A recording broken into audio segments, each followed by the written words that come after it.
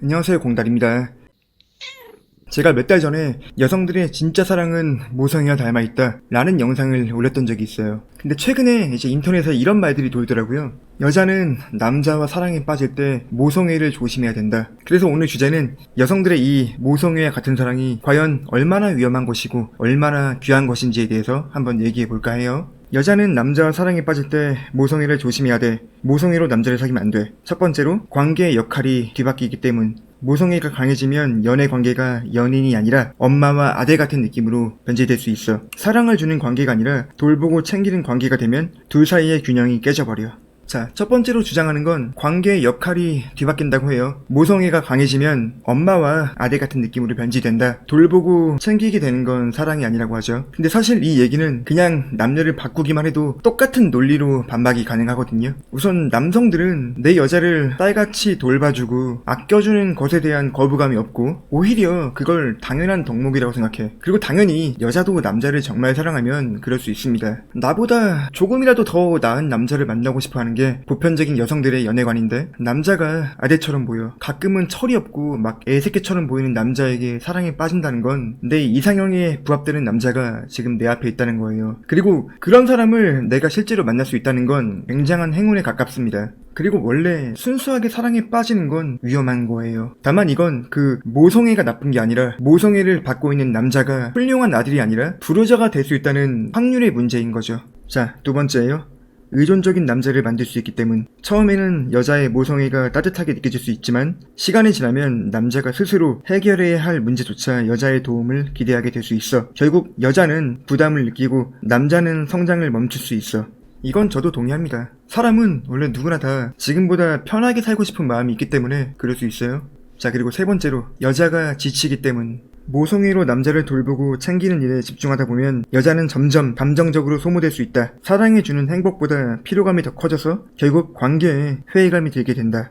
원래 우리는 어떤 사랑을 하더라도 지칩니다. 이건 제가 뒤에 가서 자세하게 설명을 해드릴 텐데, 원래 누군가를 모성애, 순애보 같은 마음으로 좋아한다는 건 정말 이상한 거예요. 원래 그건 좀 이상한 겁니다. 제가 예전 영상에선 여성들의 진짜 사랑은 모성애와 닮아있고 한 번이라도 그런 사랑을 경험해본 남자들은 여성들의 사랑에 대한 의심이나 혐오를 줄일 수 있다, 그런 얘기를 했었거든요. 여성들의 모성애, 순애에 가까운 사랑은 그만큼 귀한 거예요. 내가 왜 여성들의 모성애가 여성들의 완전한 사랑의 모습에 가깝냐 라고 말하냐면, 남녀 관계에서만큼은 남자보다 여자가 훨씬 더 이성적인 판단을 하기 때문이에요. 정말 많은 남자들이 오해하고 있는 부분 중에 하나가 남성들의 뇌가 좀 더 이과 쪽에 강한 면이 보이고 건축이나 설계, 과학적인 분야에서 여성보다 우위를 점하기 때문에 남자가 보통 이성적이고 여자가 좀 더 감성적이다 라고 생각을 하는데, 이 말은 맞으면서도 틀립니다. 그러니까 정확히 말하면 사람과 사람 사이에서의 관계, 나아가 남녀 관계에 대해서만큼은 남자보다 여성들이 훨씬 더 계산적이고 이성적이에요. 남성들의 이성적인 능력은 무슨 사회적 성공, 자산의 증가 이럴 때 능력을 발휘하지만 여자의 이성은 사람과의 사람, 대인 관계에서 능력을 발휘해. 우리가 남자랑 남자끼리 기싸움할 때를 봐봐요. 얼마나 단순해. 그냥 나보다 좀 나이가 많거나 돈 많고 근육 많고 격투기를 배운 사람이면 그냥 나보다 센 놈이야. 우리가 학창시절을 떠올려보면 남자끼리는 보통 하루 이틀, 길어야 일주일이면은 전체적인 서열이 정해지잖아요. 근데 여성들의 대인 관계는 훨씬 복잡합니다. 누가 봐도 이 여자가 나보다 키도 크고 예쁘고 똑똑하고 능력이 있어. 남자의 기준에서는 당연히 내가 이 여자의 아래겠죠. 근데 여자끼리의 서열은 그렇게 단순하지 않아요. 무엇보다 내 지인들의 영향을 굉장히 크게 받습니다. 나는 쟤보다 약하지만 제가 지금 만나고 있는 남자보다 내가 더 센 남자를 만나면 쟤보다 내가 더 우위에 설 수 있어. 체격 좋은 여자들보다 작고 예쁜 여자가 더 큰 권력을 갖고 있는 경우를 흔하게 볼 수 있단 말이에요. 왜? 주변에 센 오빠들이 지켜주니까. 진짜 가냘픈 아가씨들이 문신 돼지 깡패 오빠를 만나는 이유도 그래서예요.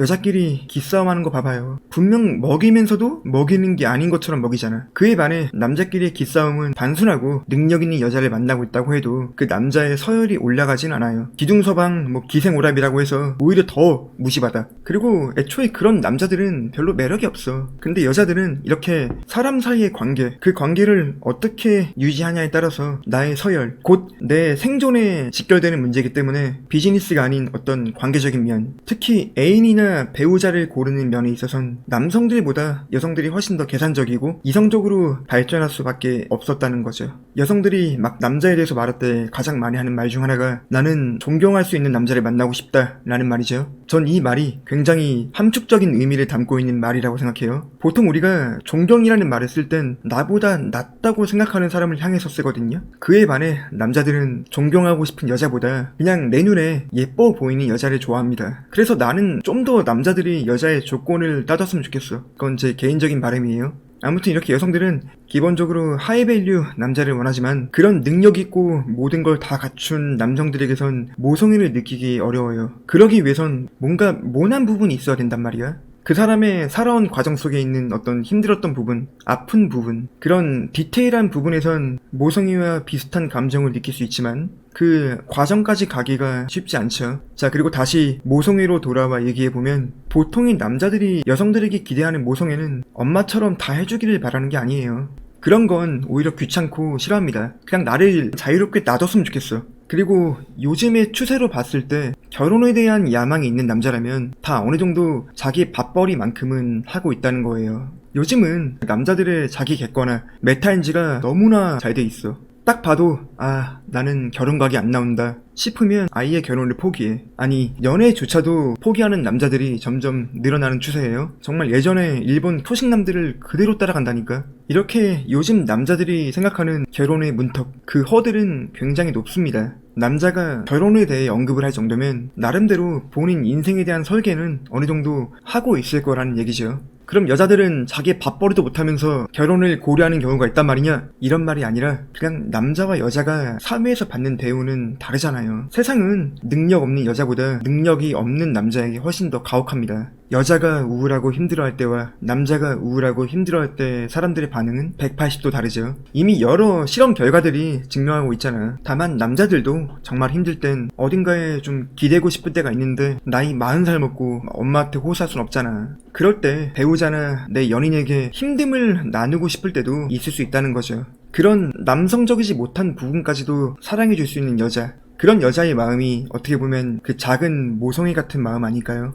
아까도 말했듯이 남성들은 일에 있어서는 굉장히 이성적이지만 남녀 관계에 있어서는 생각보다 감성적이거든요. 그리고 다들 아이 같은 면모를 가지고 있어. 밖에서는 아무리 근엄한 직장 상사고 사회인이어도 집에 들어오면 플스 1시간 더 하고 싶고 화장실에 앉아서 30분 동안 폰 게임을 하고 싶은 게 그게 남자들의 그 아이 같은 모습이라고요. 그리고 남자를 정말 사랑하는 여자들은 그런 남자의 모습을 남성성이 없는 한심한 모습으로 보는 게 아니라 그런 부분을 아들 같다, 안쓰럽다, 얼마나 일하느라 고생했으면 집에서 이런 모습을 보이고 싶을까 라는 따뜻한 눈으로 봐준다는 거죠. 남자가 바라는 모성애? 별거 없어요. 그냥 그런 겁니다. 남자가 평소 유튜브에서 무슨 게임을 보나 잘 봐봐. 그리고 스팀에서 그 게임을 하나 사줘. 그러면 정말 세상 좋아하는 게 남자들이에요. 자, 그렇지만 저는 한편으론 모성애를 경계하라는 말도 이해합니다. 왜냐면 모성애라는 건 말 그대로 순수한 애정, 상대방을 정말 순수하게 사랑하는 모습이거든요.